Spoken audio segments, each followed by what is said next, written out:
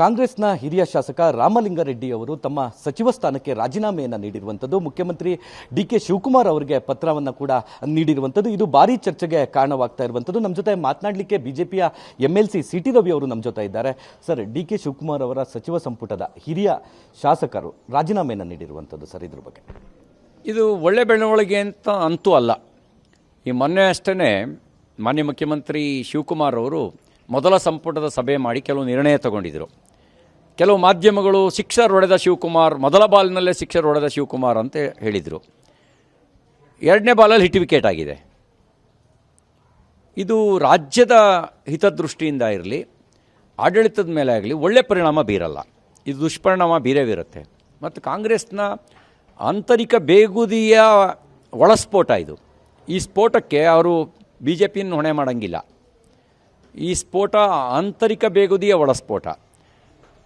ಈಗ ಹಿರಿಯ ಸಚಿವರು ಅಷ್ಟೇ ಪ್ರಮಾಣ ವಚನ ಸ್ವೀಕಾರ ಮಾಡಿದರು.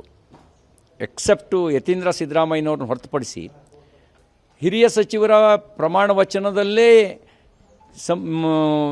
ಖಾತೆ ಹಂಚಿಕೆ ಆದ ತಕ್ಷಣ ಈ ಥರದ ಸ್ಫೋಟ ಆಗೋದಾದರೆ ಪೂರ್ಣ ಪ್ರಮಾಣದ ವಿಸ್ತರಣೆ ಮೇಲೆ ಇದ್ರ ಪ್ರಭಾವ ಬೀರುತ್ತೆ.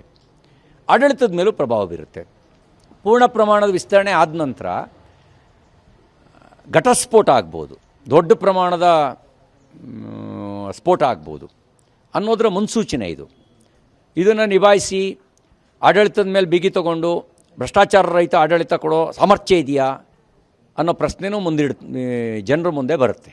ಸರ್, ಅಂದರೆ ಕಾಂಗ್ರೆಸ್ನಲ್ಲಿ ಇನ್ನೂ ಕೂಡ ಅಸಮಾಧಾನ ಇದೆ, ಯಾವುದು ಸರಿ ಇಲ್ಲ ಅನ್ನೋದು ಇಲ್ಲಿ ಕಾಣುತ್ತೆ ಸರ್. ಅಲ್ಲ, ಅಸಮಾಧಾನ ಇರುತ್ತೆ. ಅಸಮಾಧಾನಿತರ ಬಹಿರಂಗ ಆಗದಂತೆ ನೋಡ್ಕೋಬೇಕಲ್ವಾ. ಬಹಿರಂಗ ಆಗೋದಕ್ಕೆ ಹಿರಿಯ ಸಚಿವರಲ್ಲೇ ಸಮಾಧಾನಕ್ಕೆ ಇಟ್ಕೊಳ್ಳೋಕ್ಕಾಗದೇ ಇದ್ದರೆ ಇನ್ನು ನಾಳೆ ಸಂಪುಟ ವಿಸ್ತರಣೆ ಆಗಿ ಅವರಿಗೆ ಖಾತೆ ಹಂಚಿಕೆ ಆದಮೇಲೆ ಏನಾಗ್ಬೋದು ಯೋಚನೆ ಮಾಡಿ. ನೀವು ಕಲ್ಪನೆ ಮಾಡ್ಕೊಳ್ಳಿ ಸಾಕು. ಹಿರಿಯ ಸಚಿವರೇ ಅತೃಪ್ತರಾದರೆ ಉಳಿದವ್ರ ಪರಿಸ್ಥಿತಿ ಏನಾಗ್ಬೋದು.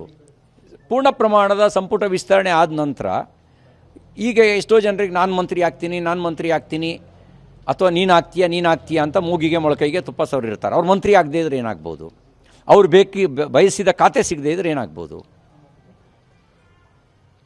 ಊಹೆ ಮಾಡ್ಕೊಳ್ಳಿ. ಇನ್ನು ಬಾಕಿದೆಲ್ಲ ಬಿಡಿ. ಇದ್ರ ಪರಿಣಾಮ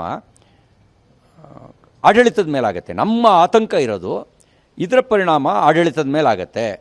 ಇದರ ಪರಿಣಾಮ ಆಡಳಿತದ ಬಿಗಿ ತಪ್ಪುತ್ತೆ. ಇದರ ಪರಿಣಾಮ ಭ್ರಷ್ಟಾಚಾರ ಚರಮಸೀಮೆಗೆ ತಲುಪೋದಕ್ಕೆ ಕಾರಣ ಆಗುತ್ತೆ. ಜನಜೀವನದ ಮೇಲೆ ಇದರ ಪರಿಣಾಮ ಬೀರುತ್ತೆ. ಇದಿಷ್ಟು MLC ಸಿ.ಟಿ. ರವಿ ಅವರ ಮಾತು. ಕ್ಯಾಮ್ರಾ ಪರ್ಸನ್ ಹರೀಶ್ ಜೊತೆ ಅಶ್ವಿತ್ ಮಾವಿನಗುಣಿ, TV9 ಚಿಕ್ಕಮಗಳೂರು.